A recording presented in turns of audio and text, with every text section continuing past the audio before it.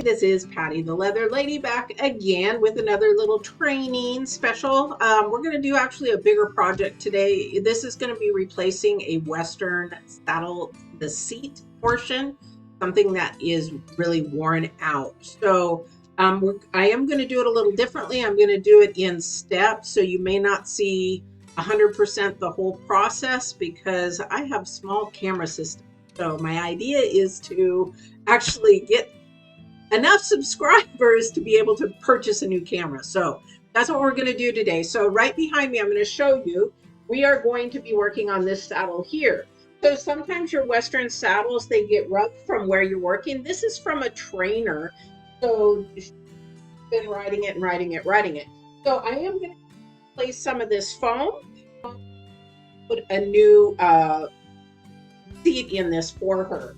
So that's going to be the process. We're going to have to peel this all off, take all the stitching off, get it off, and then I'm going to pull the whole thing off. We're going to replace the foam. We're going to sand it down so that it's all nice. And then we're going to re-stitch some of this back on with the machine. And then later we have to do this by hand. Okay, so we definitely have a lot of work to do. So let's get started. Okay, so what we're doing right now is we're taking out this portion of the seat. We got almost this part done. And you're seeing I'm taking out the threads. I'm pulling this with I'm actually taking a screwdriver, and as I go, I'm just pulling it out gently, okay? Oops. But I'm pulling this out. It's got the foam piece underneath. Everything is glued. Whoever built this, they really glued this down good. And you want to make sure that it all adheres. But what I want to show you here is we're pulling out all these threads, right? And I'm going to move this camera just a little bit this way. Hopefully you can see it better. I'm pulling these out here, but you've got to be really careful in pulling these threads out. You see these little threads here. I use just like a little jewelry thing, and I pull it out to the side. Okay, I pull it out to the side. There's a reason.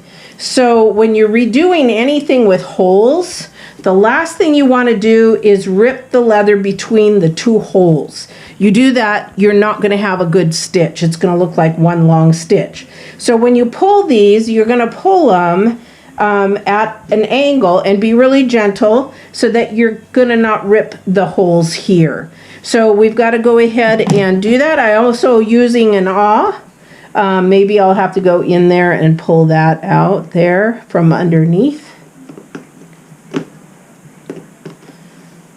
But I'll get that out of there because these all have to be cleaned up to restitch it back in, okay? So you just gradually work it and then just take it gradually and pull your suede through.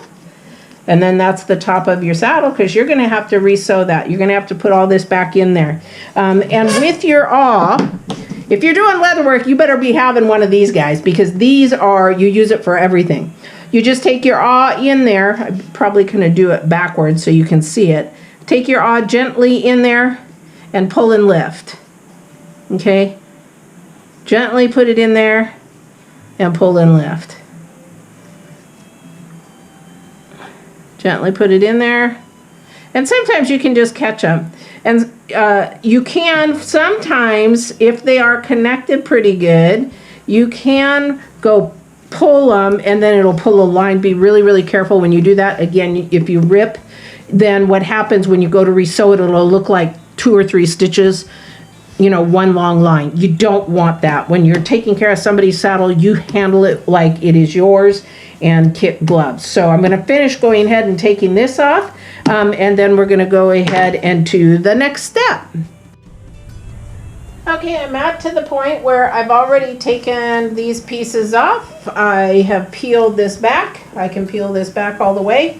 I am going to get back into this cantle area, but I got to do a lot of sanding and get this back to being, they used a barge on everything, so it really stuck, and I'm going to have to go in, and plus it gives me a good chance to check the leather itself and the fenders, everything, that I can go ahead and look at that. It was good that I did do this because These are threads are coming undone to hold this together for the top. And then, yeah, so I was going to take it off of the saddle. However, if I do that, and I'm still contemplating doing that, because I would have to remove the whole cantle, because this saddle maker did the seat rather than going to the end of it. They've sewed it all in. So I'm contemplating on doing two things. So this is the seat that we're taking off. It's got lots of holes in it. No good. And then underneath, I've been peeling off the foam because I want to give her a new cushion, because you can see the mold and everything building in here. I want to give her a new cushion. This looks like it was sort of like a memory foam. And so what I'm doing is I've pretty much peeled it all out. What I'm going to do next is, and you'll see that all the stitching is done, is out on there. And I can take these panels off, which I probably will if I'm going to take this whole thing off, because it's much easier to sew, let me tell you. You want to put it on a machine if you can. And it's a lot more consistent. But what I'm doing is just taking some nice coarse sandpaper to get it down to and there might be another way, so if you know of another way, then let me know, put it in the comments down below. But I'm just going to get this down to the bottom. I've picked off all the thick parts and things of that nature. Yeah, and it makes a nice snowy mess, but that's okay. That's okay. That's what we do in this shop, you know. So what I'm going to do next is, I've been working on this a while, and we're going to see where we can get it to today, and then I will go get the foam and we'll cut it and match it. Then we'll shape it. Now, when you're using foam, everybody's like, well, don't you have to have a hot gun, or don't you have to have a, you know, or a hot knife kind of thing? I bought a hot knife once for foam, and it worked like crap. It doesn't, for me, it just didn't work.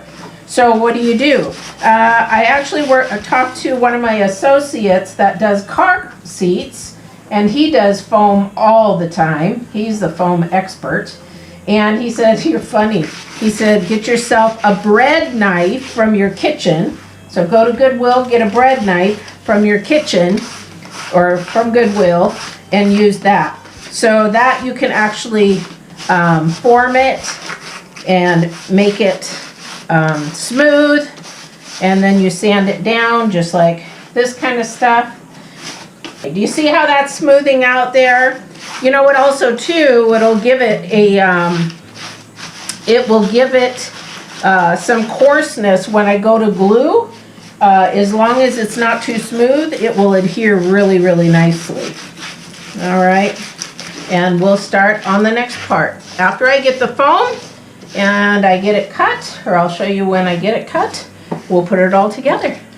All right, so I'm doing some foam, getting this foam ready. I have a 3/4 inch foam. This is still the base of the last foam, and I'm peeling that off slowly. However, we got to try to get it as even as we can, so that there's no bumps, there's no off balance. Everything is exactly the same. So I'm working on peeling this up, getting this all done, sanding it down to the bare leather there, and then we're going to go ahead and cut foam. Best way to cut foam, remember, is with a bread knife. It's easy, it's fast, you'd be surprised, and that's what some of the professionals actually use. And then I go ahead and trim it with just some basic scissors, so you can use that either. But you're going to actually trim, you guys. You're going to cut it a little bit bigger because you want it to be able to sit in there, and then you just keep trimming. So I know that this is probably not the best, or the way to do it. Saddle makers probably would get a laugh on it. However, I cannot find a saddle maker out there that has made a video on this. So I'm doing it. So you get this to the point where you're right at the threads, because this is going to squish down when you get your suede on top of there, or whatever top you're using. And so you want to make sure your foam is just inside the stitching lines, okay? And you want to get it pretty accurate. You want to make sure that it is the same all the way around. You can use the top as your pattern, you know, you can use that, but then you're going to have to trim it down, because your top is actually got the outside of the what do you call it, of the suede. So you need to be within side of this, and then you've got to make room for the stretching of that to go over, because this is going to go over this piece, okay, and then you've got to make room for that stretching. So on your foam, you're just going to keep trimming, smoothing it down until you get it inside. So once you get that down, and say, oh crap, I cut a little piece. Well, what you do is, if that happens, you learn to glue a piece to it. So you can add another piece. If you had like just a little inch, you take your barge glue and then you glue that. So you say, because you have to have them equal on both sides. You have to have them equal. See, this side's a little bit narrow yet. I've still got to trim a little bit down here so that they are exactly the same on both sides. Somebody might say, well, can't you just fold it in half and do that? Yeah, but foam is really hard to work with. It is for me anyway, and maybe not for everybody. But you could do that. However, you've got to be really careful, because you don't know if this saddle maker was equal on both sides. So I just do it to make sure that I'm fit in there. And then I will take barge on both sides, barge it down, and glue it down when I know I have it 100% right and ready to go. Because I have to trim this up here, as you can see a little bit with my marking. Yes, I do use felt pen because it makes it life a lot easier. But you got to make sure you keep your spots. You don't let it slide down and then you get up here and like, oh, I got to trim more. You got to leave it. Make sure that this doesn't move as you go and adjust everything else. And I hold it down in the swell because there is a swell, so you got to be able to do that. And then I'm done, and then I can go ahead and glue, and then we'll work on the next step. Okay, so we have the foam glued down now. It's nice and firm and tucked in there, and we'll be tucking these little edges in, that kind of a thing. I did have one little spot where I had to glue a piece, like I said, and once you get the leather on top of it, it's going to be fine. So it is ready to go. So what I did was then I cut out the suede that is going to go on this. This is what she wants. This is what we're going to put in. But what I did here too, I did a little cheating because I have a sewing machine. So I already put the holes in. So if you're going to do this and you have a sewing machine, make sure that you count how many stitches per inch. Okay, do it on a straight line here, like here. How many holes do you have per? I gotta still pull out a few. How many stitches per inch? So this one here is 5 stitches per inch. So I took all the thread out of my sewing machine, and I went ahead and did that. So I will be tucking that in and sewing that.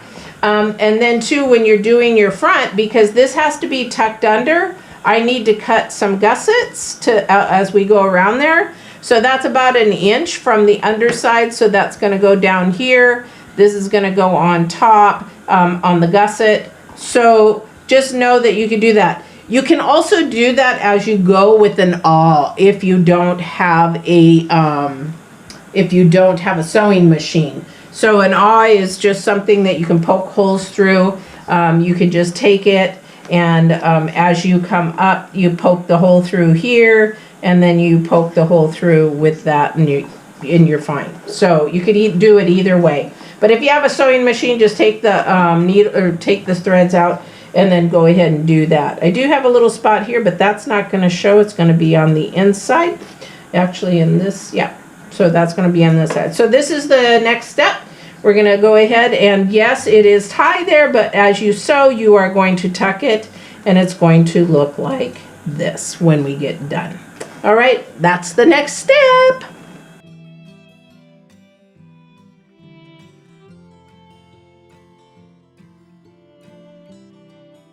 All right, the saddle is completed. A lot of work, guys. Really a lot of work. The reason why I'm telling you this is everything that is stitched all the way around, here and here and here and all the way around here, is by hand.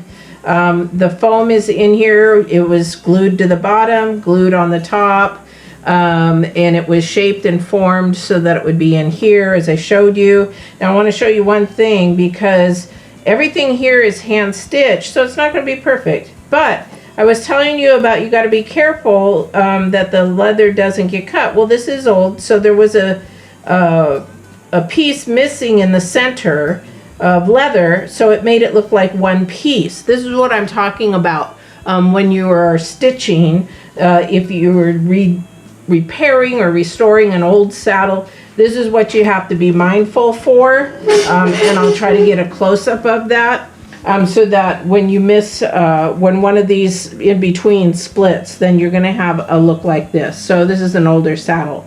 So this is done. And one thing that I did at the very end, I took my beveler and I went all the way around the edge. So you sharpen your beveler and then you go ahead and hold off the outside. I can't do it. Where's my beveler? Let me show you what I did.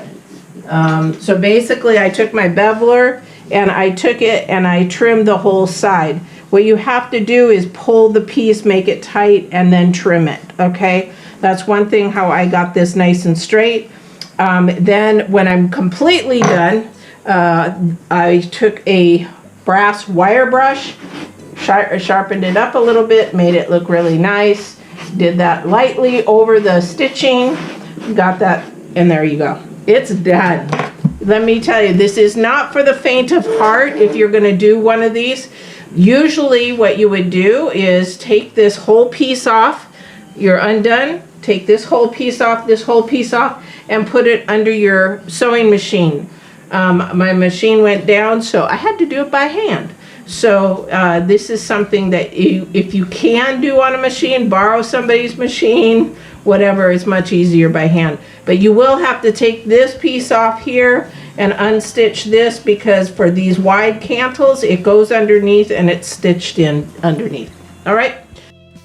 All right, everybody, I hope this was helpful. I hope that it will give you some ideas on how difficult it can be to place your seat, that you will be kind to your leather person repairing, and give them some extra time.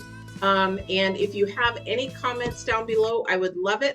Otherwise, watch for more videos on my YouTube channel at The Leather Lady LLC. Don't forget to subscribe and like. It really helps us creators a lot.